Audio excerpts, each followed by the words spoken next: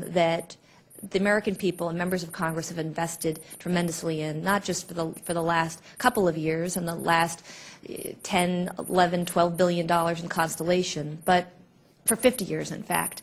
So can you please talk, General Bolden, about who was consulted, how you went about this decision, who did you reach out to, who did you bring in to make a radical decision like this to terminate our United States human spaceflight program? Madam Congresswoman, I can explain that I brought in all of my senior leaders. From the time that I became the administrator, we had strategic planning meetings dealing with the fact that I was going to have to make a recommendation to the President. So we met for months to formulate a position that I took.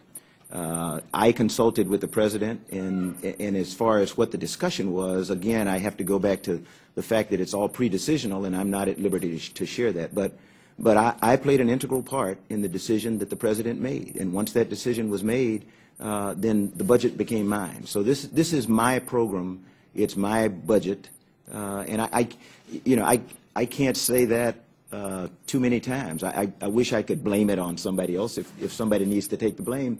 But I played an integral part in the iterative process that arrived at the President's decision on where we're going. And I do agree with it.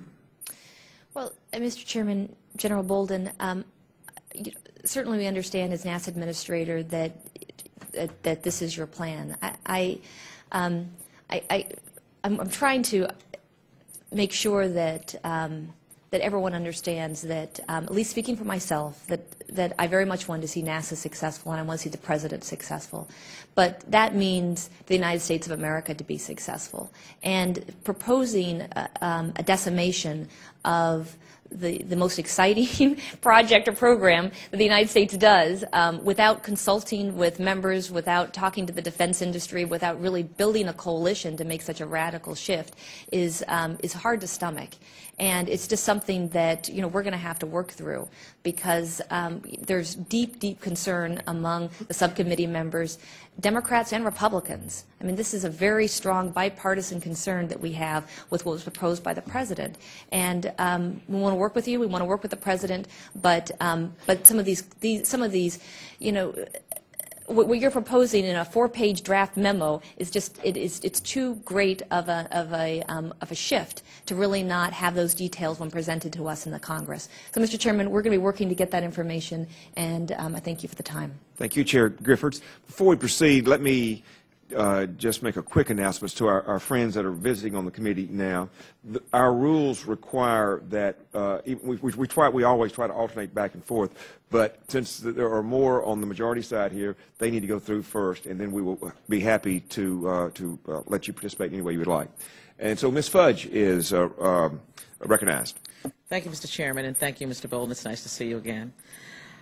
Mr. Bolden, just in my opinion, the lack of a clear mission with goals and milestones fails to not only inspire the current NASA workforce, but also fails to inspire the future generation of scientists and astronauts, something that is so critical at this point in American history. When we are talking about the need for more students to be excited about careers in STEM fields, having no light at the end of the tunnel, be it on Mars or the Moon, we will not serve our country well at this time. Just last week, I was at JFK High School in my district where I was talking to a young ROTC student. I asked him what he wanted to be, and he said an astronaut. I had no clue what to say to him at that point.